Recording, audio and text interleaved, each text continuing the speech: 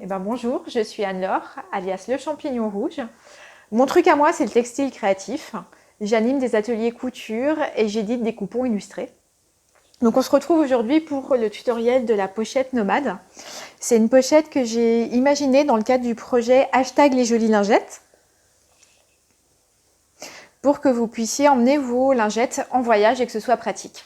Donc en fait, cette pochette, c'est une pochette relativement basique qui est accessible à des niveaux couture débutants. Il y a un côté en coton et un côté en tissu enduit de manière à pouvoir ranger d'un côté les lingettes qui sont propres et de l'autre mettre les lingettes sales quand on est en voyage et pouvoir attendre de les ramener à la maison pour pouvoir les laver.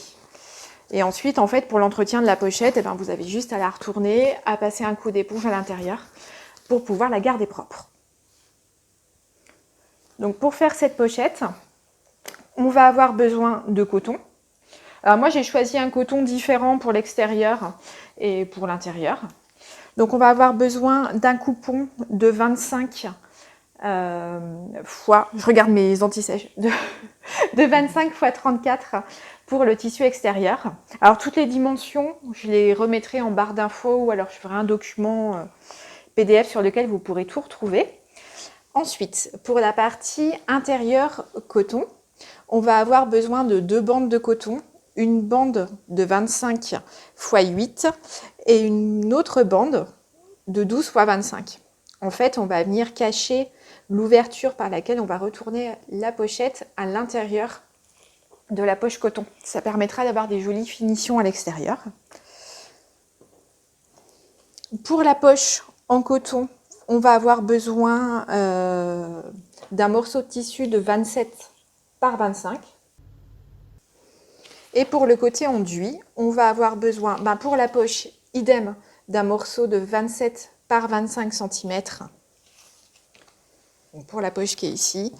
Et pour la partie intérieure, ici, on va avoir besoin d'un morceau de 18 par 25 d'enduit. On va également avoir besoin, alors ça c'est facultatif, mais je trouve ça joli pour l'intérieur, d'un morceau de biais, environ 30 cm de biais, de pression cam et de la pince pour pouvoir poser les pressions cam. Ensuite, au niveau de la... Ah oui, et on va avoir besoin aussi d'une petite chute de ruban pour pouvoir pour pouvoir faire la fermeture de la pochette. Donc au niveau mercerie, on va avoir besoin pour la machine à coudre d'aiguilles universelles. De par mon expérience personnelle, il vaut mieux une aiguille fine pour pouvoir coudre l'enduit.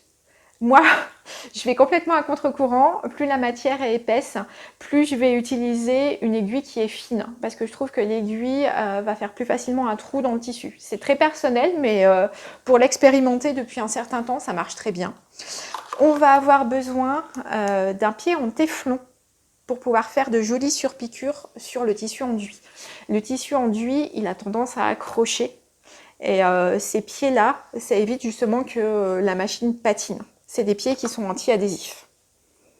Donc ça marche sur l'enduit et ça marche aussi super bien sur le simili-cuir. D'un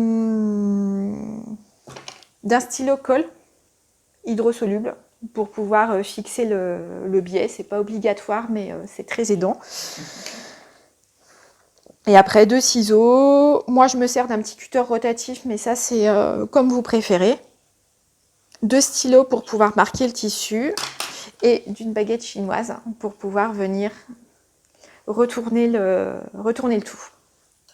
Et il y a une petite chose que j'ai oubliée dans les fournitures de tissu, si vous avez des petites chutes d'entoilage. Ça, c'est de l'entoilage tissé, mais n'importe quel type d'entoilage que vous avez à la maison, ça peut fonctionner. Ça, c'est donc pour renforcer les boutons pression. C'est pour renforcer les boutons pression. Les pressions cam, surtout au début quand on les pose, elles sont quand même relativement difficiles à ouvrir et je trouve qu'on a tendance à beaucoup tirer sur le tissu et l'enduit à force déchire. Enfin, le coton, c'est pareil. Si on les renforce pas, ça fait des trous à l'intérieur. Okay.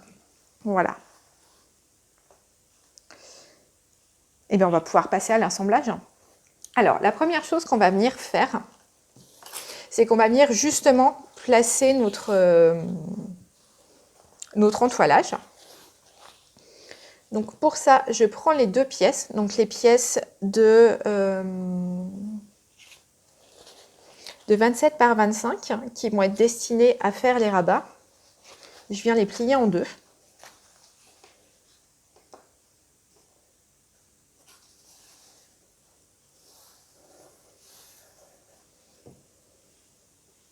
Endroit contre endroit. Alors, je vérifie que j'ai bien plié dans le bon sens. Donc, qu'est-ce que j'ai fait? Voilà.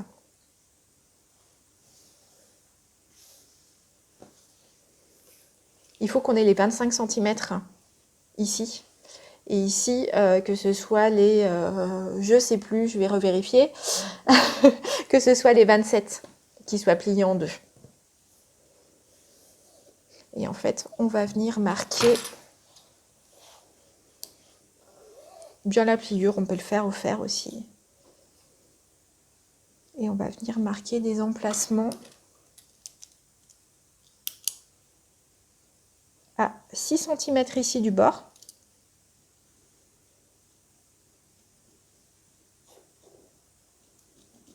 Alors moi, je trace un trait. Et 1,2 cm du haut. En fait, c'est là que vont venir nos pressions cam.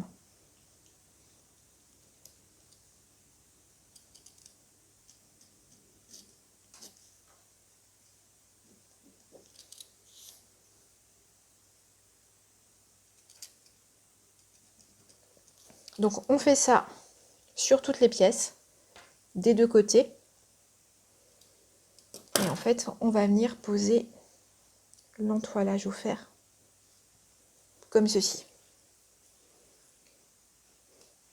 Alors, je vais peut-être pas le faire sur toutes les pièces sur la vidéo parce que ça n'a pas forcément d'intérêt. Par contre, ce que je vais peut-être vous montrer, c'est comment on entoile le tissu enduit. C'est une découverte que j'ai fait récemment lors d'un atelier. Et en fait, ça marche très bien. On arrive bien à entoiler le tissu enduit. Simplement, il y a des choses auxquelles il faut faire attention. Donc, pour entoiler l'enduit, j'ai fait chauffer le fer à température moyenne. Pas à température trop forte, parce que si vraiment il est fort, c'est là que ça risque de fondre. Et pas de vapeur? Non, pas de vapeur. Jamais de vapeur pour l'entoilage. Donc, l'entoilage, il y a un côté qui est lisse et doux, et il y a un côté qui est rugueux. En fait, ce qui donne cet aspect rugueux, c'est tous les petits points de colle qui sont sur l'entoilage. Et c'est ça qu'on veut venir faire fondre pour pouvoir thermocoller le tissu et venir renforcer notre enduit. Donc, je mets mon petit bout d'entoilage. Je vais même le mettre... Alors, je le fais grossièrement. C'est pas la peine que ce soit très précis. De toute façon, ça sera caché. C'est pas quelque chose qu'on va voir.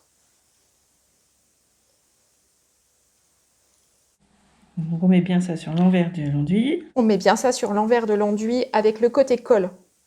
Donc, le côté rugueux contre l'enduit, contre l'envers de l'enduit. Et en fait, on vient mettre du papier sulfurisé dessus. Alors, si vous n'avez pas de papier sulfurisé, on peut utiliser une pâte mouille ou simplement un autre tissu. Papier cuisson, c'est bon. Ouais, papier cuisson, c'est bon. Il y a des feuilles téflon aussi qui existent. En fait, il faut éviter le contact direct du fer sur l'enduit. Parce que c'est du plastique, donc ça fond, quoi. C'est ça. Et oui, jamais le faire directement de toute façon sur l'endroit de l'enduit.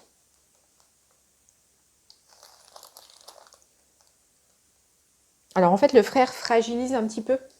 Ça devient tout mou. On le sent quand c'est encore chaud. Par contre, si on laisse bien refroidir, il récupère ses propriétés d'enduit.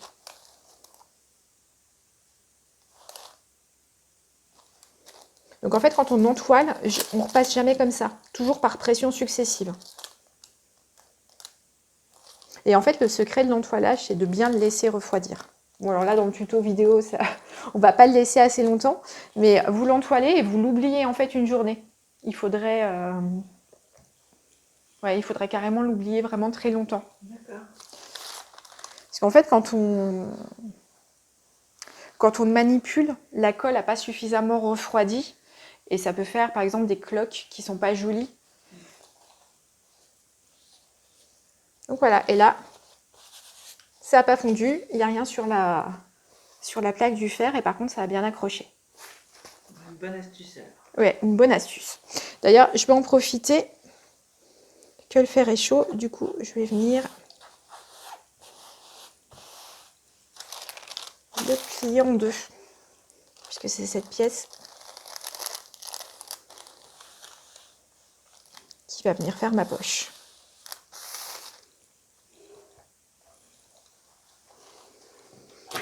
Donc là, mon coton, que j'avais préalablement entoilé également de la même façon. Sauf que là, il n'y a pas besoin de mettre le papier sulfurisé au papier cuisson. C'est du coton.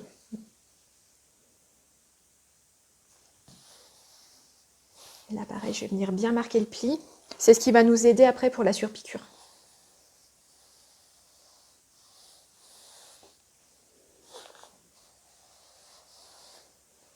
C'est pas mal comme petit fer en fait. Oui, c'est un fer de voyage et en fait il est très pratique. Ça c'est un tapis qui est protecteur. Mais je trouve ça pratique, en plus il est bien puissant, même pour poser le flex. Et surtout ça permet, dans des endroits où il faut être vraiment précis avec le fer, de pouvoir faire un repassage précis. Là je vais le débrancher. On va plus avoir besoin du fer.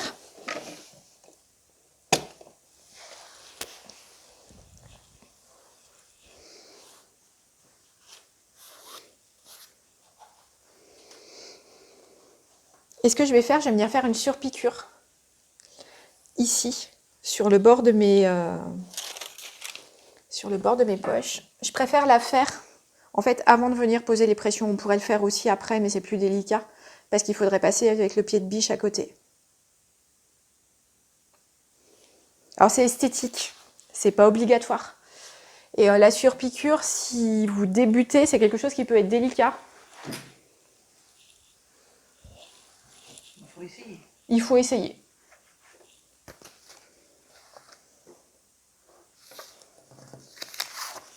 Je vais cacher mes notes.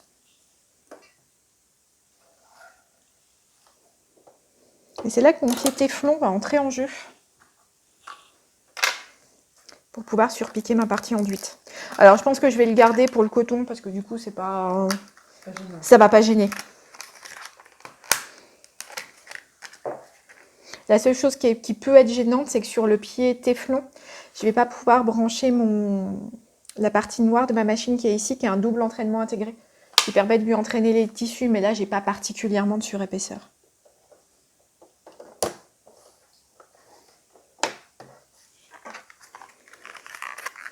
Moi, les surpiqûres, je trouve ça toujours plus joli quand on vient un peu agrandir le point. Donc là, mon point est à 2,5 de longueur, je vais venir passer sur 3.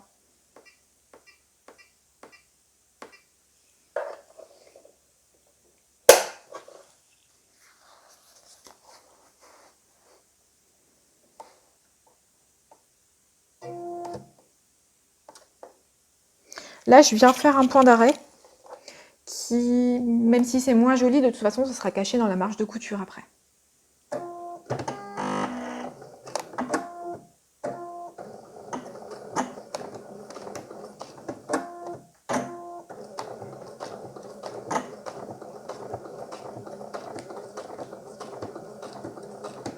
Alors pour rester droite, j'essaie de me repérer, il y a un petit cran là sur mon pied de biche. Donc j'essaye de venir caler mon tissu en dessous de ce petit cran.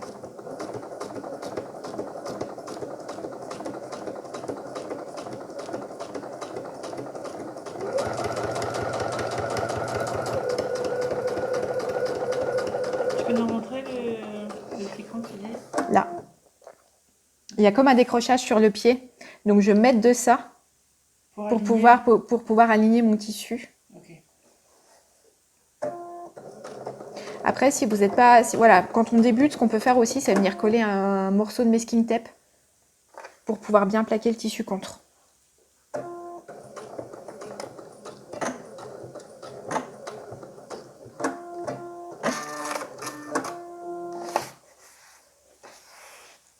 Voilà. Alors on pourrait s'amuser, moi je suis restée en point droit, mais on pourrait faire aussi des points décoratifs.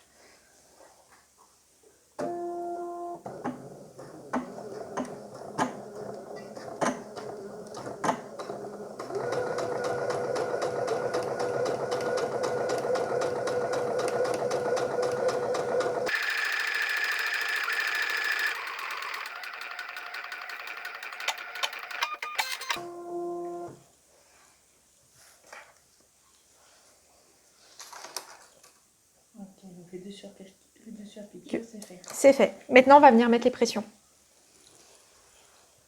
C'est souvent quelque chose que les couturières redoutent, de mettre les pressions, les boutons pression. Parce qu'on a toujours peur de les mettre dans le mauvais sens ou de pas presser assez fort avec la pince. En fait, moi, je trouve ça facile. Ah, vas-y, explique-nous. Enfin, non, je sais pas, il n'y a pas particulièrement de trucs, mais... Ben non, je veux dire, vas-y, montre-nous ta méthode, comme ça on va... Alors, je recommence là par revenir dessiner les petits crans. Là, je prends un stylo friction qui s'efface à la chaleur. Alors, on n'est même pas besoin de... Enfin, même au sèche-cheveux, ça part de friction. Donc, quelquefois, on n'est même pas besoin de venir repasser la pièce parce que là, on va être à côté d'une pression en plastique. Donc, il vaut mieux éviter de mettre le fer autour. Ouais. Mais au sèche-cheveux, ça part. Donc là, pareil, sur 6 cm du bord et 1,2.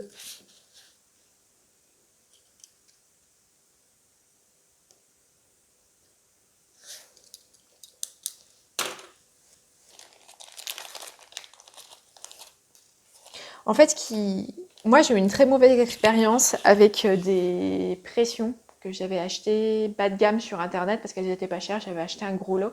Et en fait, j'ai gâché beaucoup de tissus et puis surtout d'ouvrages. Ah ouais, d'accord.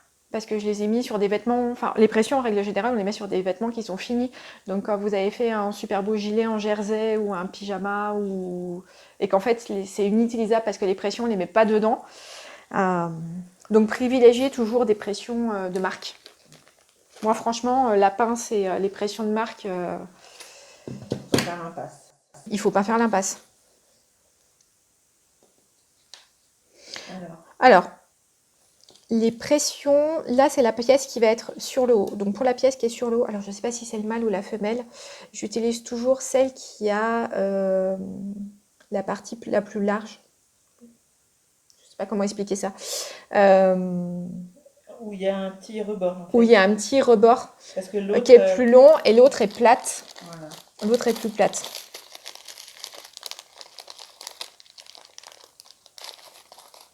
Voilà, on va dire que ça c'est la femelle et ça c'est le mâle. Et je mets toujours celle-ci sur les pièces qui vont être en haut. Okay.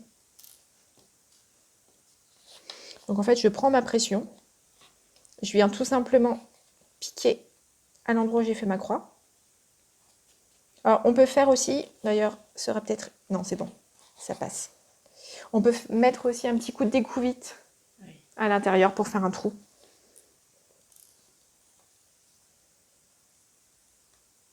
Je viens caler ma partie femelle. En fait, il faut s'assurer que les embouts qui sont à l'intérieur correspondent bien aussi au diamètre des pressions. Parce que si ça c'est trop large et que la pression est trop petite, ça bouge à l'intérieur. Là, je viens caler ma pression à l'intérieur de l'embout blanc. Et je vais venir. Voilà. Là, j'appuie pas encore. Je m'assure que c'est bien positionné en fait. Et là, j'appuie fortement. Et voilà ma pression qui est positionnée. Très bien. Et là, je vais faire la même chose sur les deux pièces.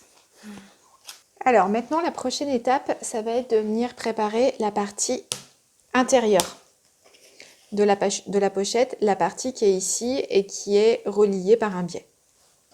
Donc pour ça, je vais prendre mes 2 morceaux de coton que j'ai préalablement coupés pour l'intérieur. Je vais venir les assembler endroit contre endroit et je vais venir laisser une ouverture d'une dizaine de centimètres à l'intérieur en faisant des points d'arrêt solides ici au bout de la couture.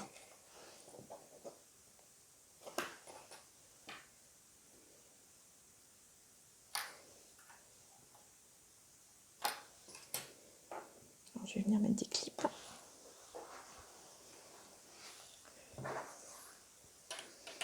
Là, je vais me remettre au point droit. Par contre, je vais remettre à un point droit classique à 2,5 de longueur.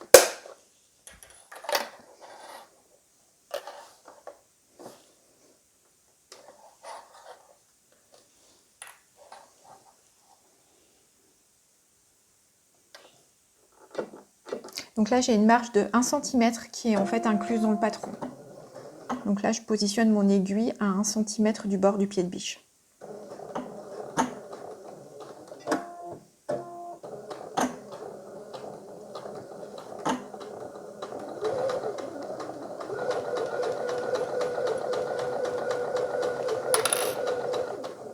Là, je vais faire un point d'arrêt solide en faisant plusieurs allers-retours, puisque c'est par cette ouverture qu'on va venir retourner par la suite.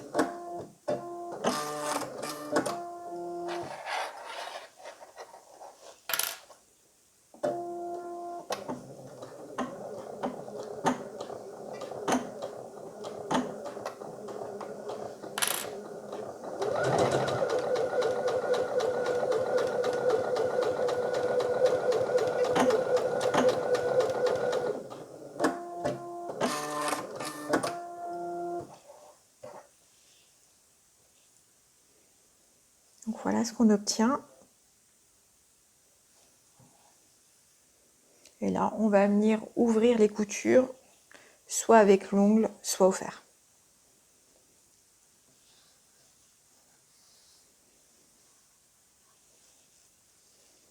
Et cette première partie, normalement, si on ne s'est pas trompé, si les marges ont bien été respectées, maintenant elle doit faire exactement la même longueur et la même grandeur que la pièce enduite qui a été coupée pour l'intérieur.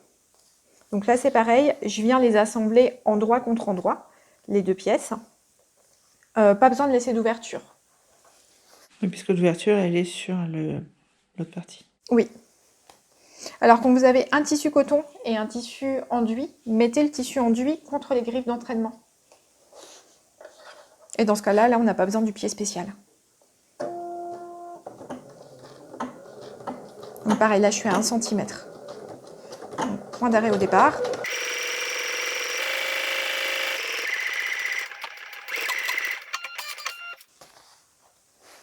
Et idem, je vais venir ouvrir ici la couture. Alors là, on n'a pas forcément besoin du fer parce que l'enduit, ça se marque bien juste en la marquant avec l'ongle pour mettre une des marges de couture à gauche et une autre marge de couture à droite.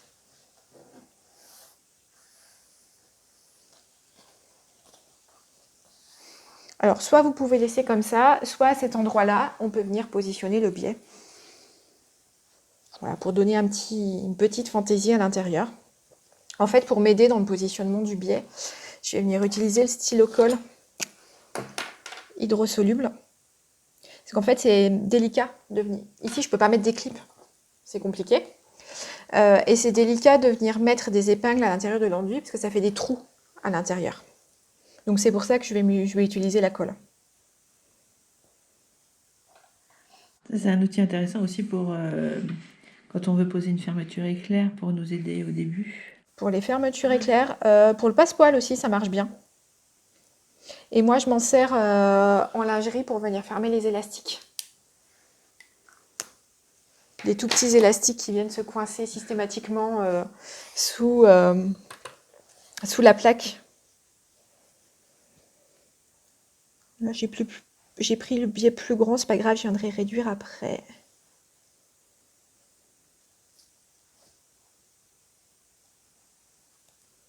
J'essaye de me positionner bien au milieu.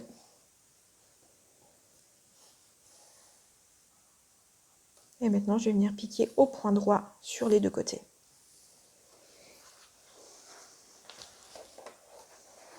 Alors moi, je fais tout au fil blanc. Ce qui est bien, c'est de prendre un fil qui va être de la même couleur que le biais. Alors là, en l'occurrence, c'est du biais métallique. Si vous utilisez un fil métallique, prenez une aiguille qui soit spécifique pour le fil métallique, parce que sinon, le fil métallique, il vient abîmer les aiguilles et ça n'arrête pas de casser.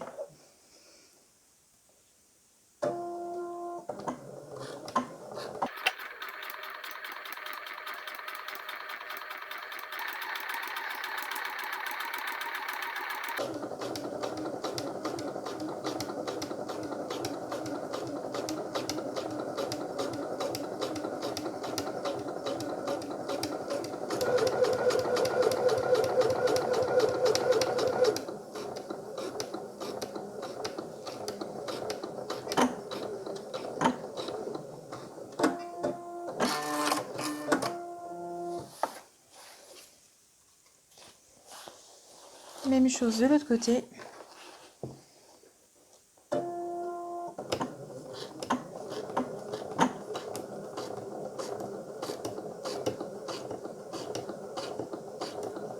Là, j'essaie d'aller assez lentement pour être justement assez précise.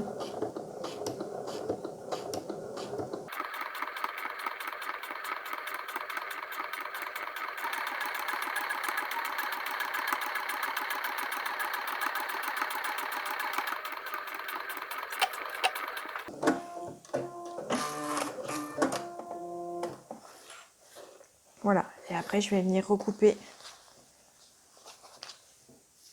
ici les deux bouts qui dépassent.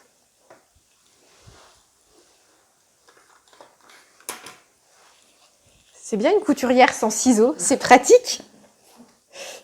Ils sont cachés.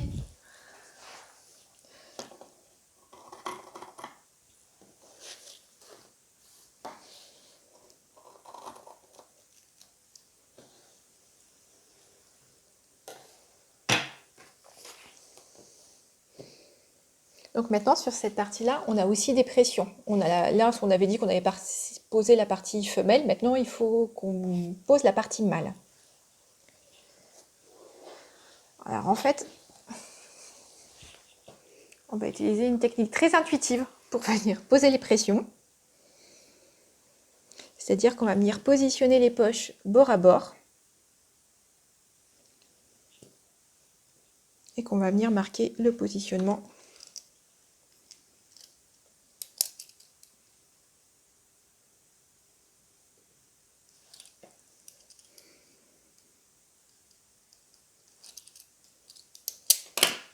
Des pressions. D'ailleurs, j'ai fait une bêtise parce que j'ai pris le friction, ce qui n'est pas du tout malin, puisque on va venir mettre de l'entoilage, donc on va venir repasser à la chaleur.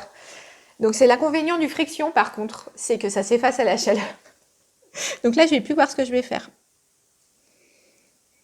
Donc, je le fais une première fois sur l'endroit. Donc pareil de l'autre côté, hein, avec la partie en enduit.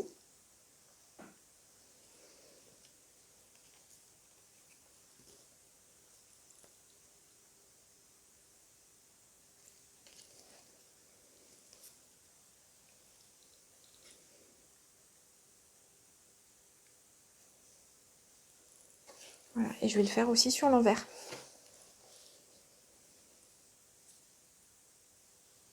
Pour savoir où venir positionner mon entoilage.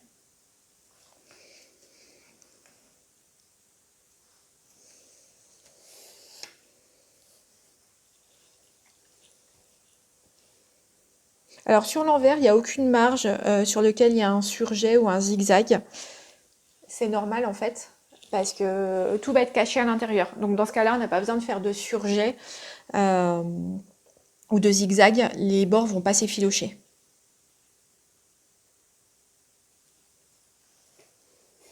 Voilà, et là, idem comme tout à l'heure, je vais venir mettre l'entoilage. Donc là, tu fais quoi? Bah là, j'en profite pour venir, que le fer est branché, pour venir aplatir les coutures correctement.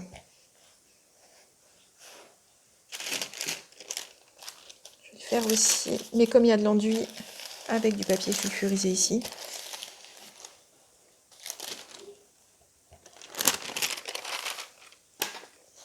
Et puis comme tout à l'heure, je vais venir positionner donc sur l'envers mon entoilage,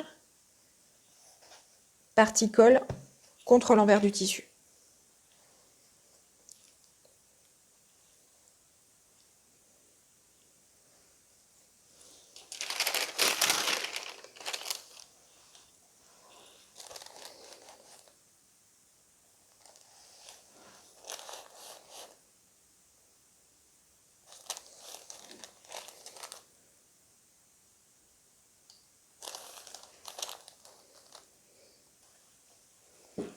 On va pouvoir arrêter le fer.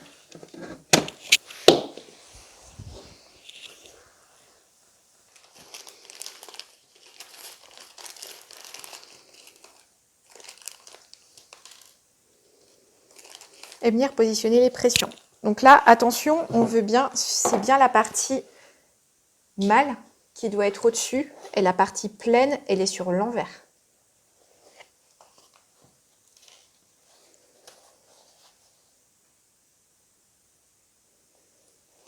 Donc là. Est-ce que je suis sur le même? C'est celui qui a bougé.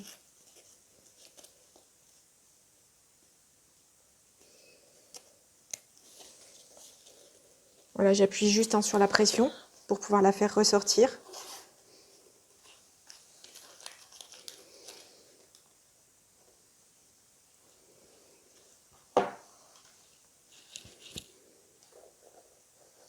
Alors, quand on a beaucoup de tissu comme ça, ce qu'il faut faire attention, c'est qu'il n'y ait pas de pli ou qu'il n'y ait pas de tissu coincé dans la pression. Parce que sinon, ça le coince vraiment.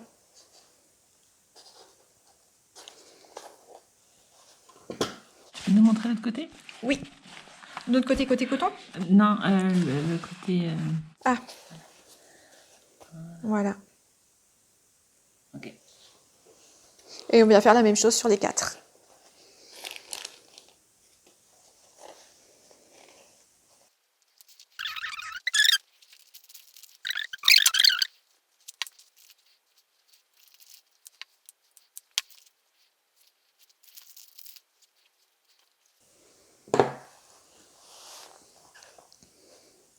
Et voilà. Et maintenant, c'est le test. En plus, elles vont nous aider pour la suite, les pressions, parce que ça va nous aider à maintenir les poches en place.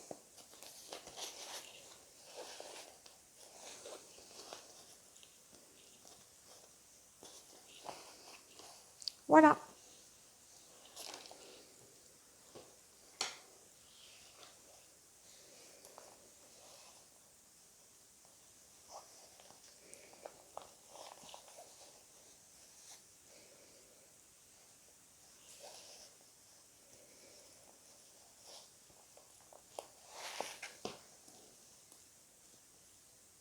C'est bon, j'ai cru qu'il y en avait une qui était récalcitrante, mais non.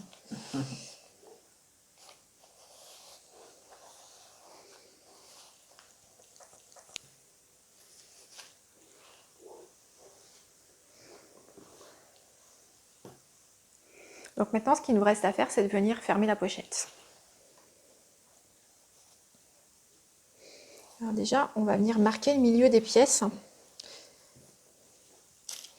pour pouvoir positionner nos petits rubans qui vont nous aider à fermer. Donc je replie simplement en 2. Alors, ce qui est bien, c'est que sur l'enduit, ça marque. Donc on va trouver facilement l'endroit où on doit le positionner. Et je positionne le ruban vers l'intérieur de la pochette. Je vais mettre une pince, je vais peut-être même mettre Un petit point de colle. un petit point de colle.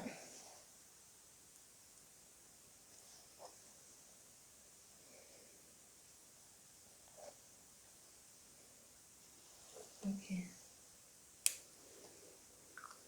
Je pense que je vais quand même mettre le... Attends, la colle elle sèche peut-être. Oui. Là aussi. Idem de l'autre côté.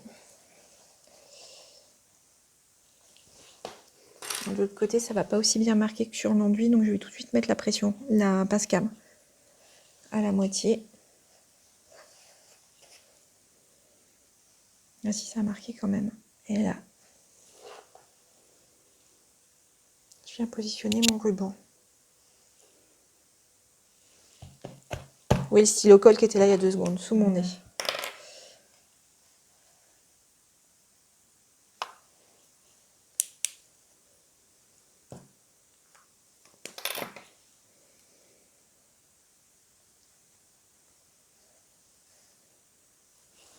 Voilà, idem, on va remettre un clip.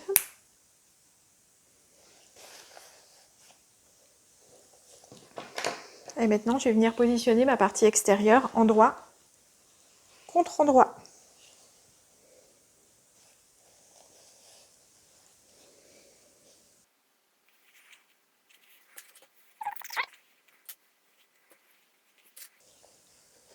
Alors moi, j'ai envie d'avoir... Là, j'avais arrondi les bords, parce que je trouvais ça plus joli.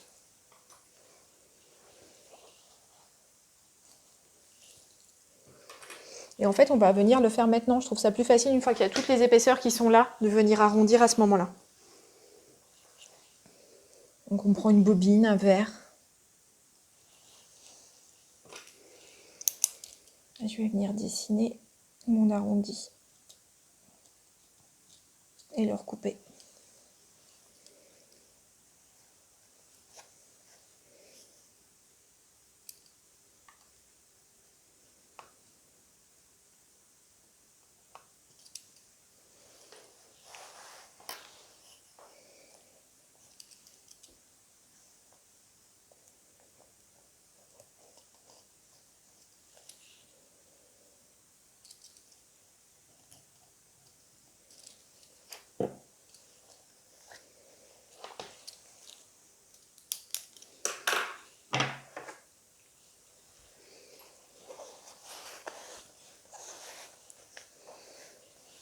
Donc là, je vais recouper toutes les épaisseurs ensemble d'un coup.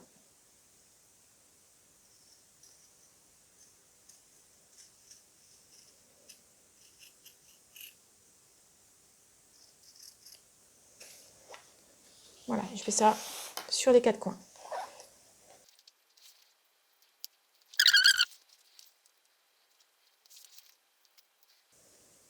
Donc voilà. Et là, on va venir piquer tout autour parce que c'est l'ouverture qu'on a laissée ici qui est cachée dans la poche qui va nous servir à retourner. Moi, je préfère ça. Souvent, on voit une ouverture quand vous avez des trousses, quand vous avez des petites pochettes à faire ou des porte-chéquiers. On voit l'ouverture qui est laissée sur un des côtés. Et en fait, je trouve que c'est jamais joli. Que le point à la main, ça fait toujours un écart ou une distance, ça fait jamais très net. Alors que là, on va venir faire la couture en une seule fois. Il n'y aura pas de démarcation. Ça fait une meilleure finition. Ça fait une plus jolie finition.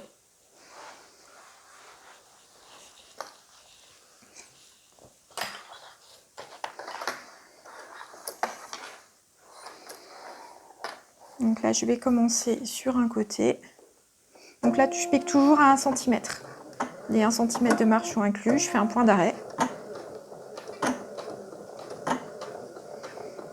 Donc point droit, 1,5. 2,5.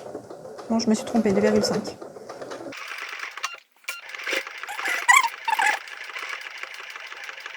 Donc là, tu ralentis parce que tu es à l'arrondi. Ouais. Je vais tout doucement. Là, j'ai demandé à la machine de laisser l'aiguille plantée. Voilà. Et vraiment, je tourne au fur et à mesure. À chaque fois, à chaque point, ouais, presque.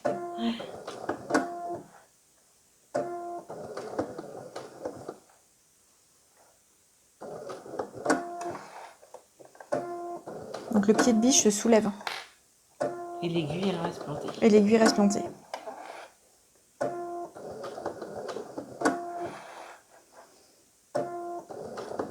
Moi, j'ai de la chance parce que la machine fait toute seule. En fait, quand je lève mon pied de la pédale, elle lève le pied de biche. Je lui ai demandé de faire ça. Après, si vous avez une machine qui... Enfin, voilà, c'est quand même une machine assez haut de gamme. Toutes les machines ne font pas ça. En fait, il faut manuellement, avec le volant, laisser l'aiguille plantée et revenir manuellement lever le pied de biche.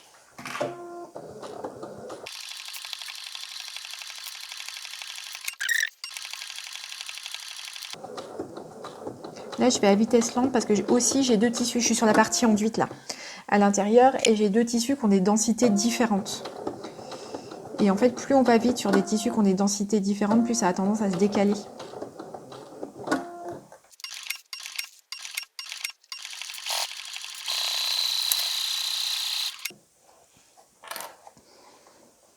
Donc là, j'arrive à ma jonction. Il y avait les marges de couture, je sentais que ça faisait une surépaisseur, donc je les ai bien réaplaties, qu'il y en ait une de chaque côté.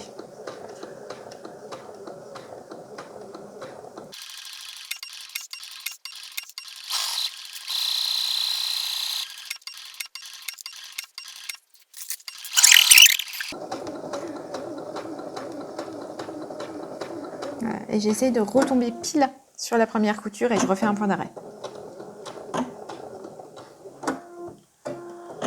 Là, je vais couper et je vais juste revenir à l'endroit ici où il y a le ruban, repasser, faire plusieurs allers-retours dessus. Parce que c'est un tout petit ruban. Ouais, c'est un tout petit ruban. Je pourrais même diminuer mon point.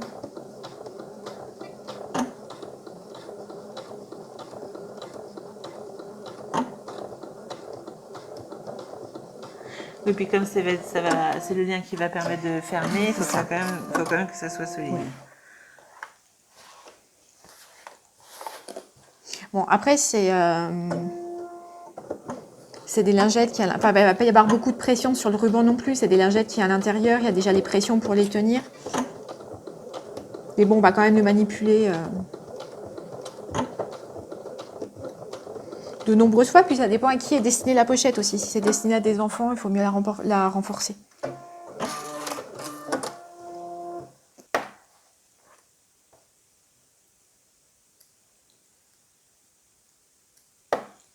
Donc là, j'ai coupé tous les petits fils.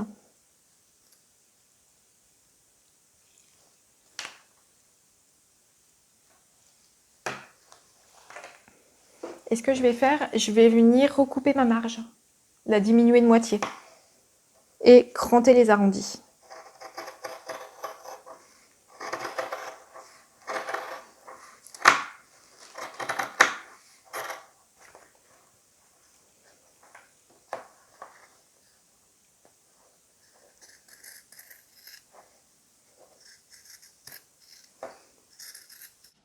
Du coup, après, quand tu retournes, ça permet d'avoir moins de matière. C'est ça. Et que ça fasse moins... Le fini est plus joli. Bah, surtout qu'on a quand même un endroit où il y a de l'enduit qui a une densité plus forte que le coton. Donc on les voit en transparence, les marges. Si elles sont trop grosses, ça fait vraiment pas joli. Et puis les arrondis seront plus jolis avec moins de marge.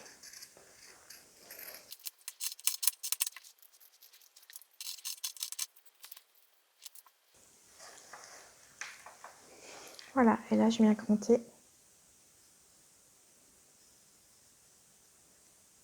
Donc je mets des petits coups de ciseaux, le plus près possible de la couture sans couper la couture, ce qui est le plus difficile. Je le fais qu'au niveau des arrondis, sur les parties droites, il n'y a pas besoin. Et le cran qu'on fait doit être perpendiculaire à la couture.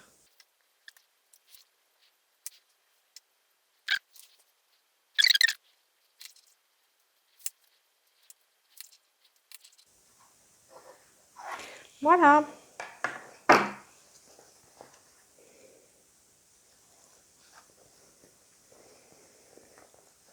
Et maintenant, on retourne par l'ouverture.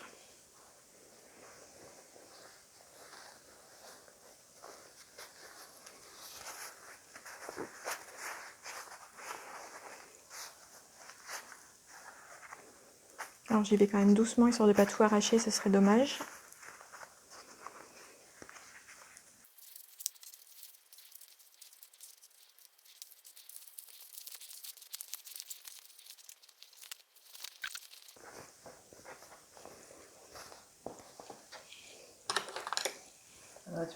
Je prends la baguette chinoise, je passe par l'ouverture. Je vais venir former mes arrondis. Voilà, d'où l'intérêt de ne pas avoir trop d'épaisseur. C'est ça. D'avoir enlevé un peu la marge.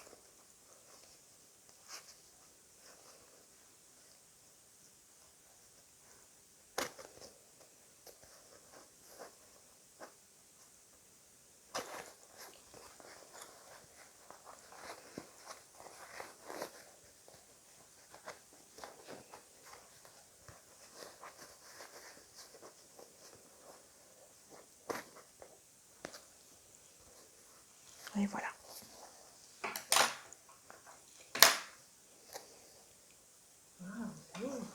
Donc là, il reste.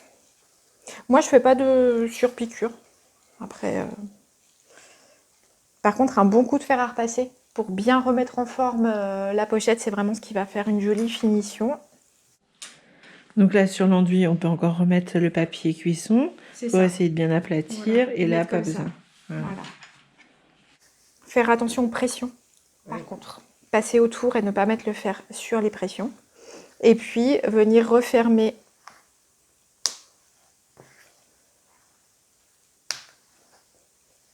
ici l'ouverture, soit avec un point à la main, un point visible à la main, soit avec une petite piqûre à 2 mm du bord à la machine à coudre.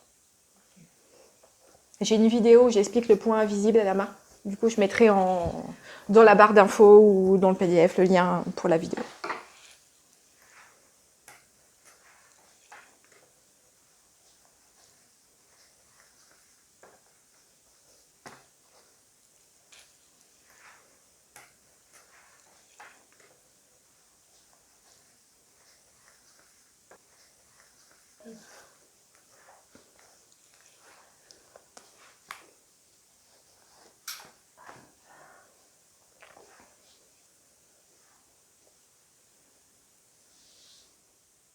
Eh bien, bonne couture à vous. Moi, j'ai hâte de voir les pochettes que vous allez imaginer.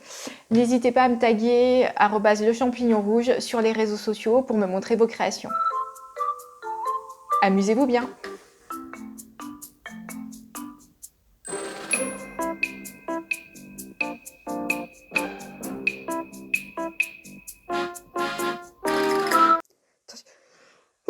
Bêtisier.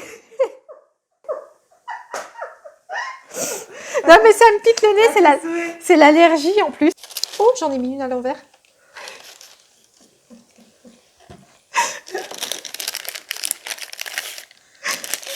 On a collé contre le papier sulfurisé. Allez, ça c'est bon.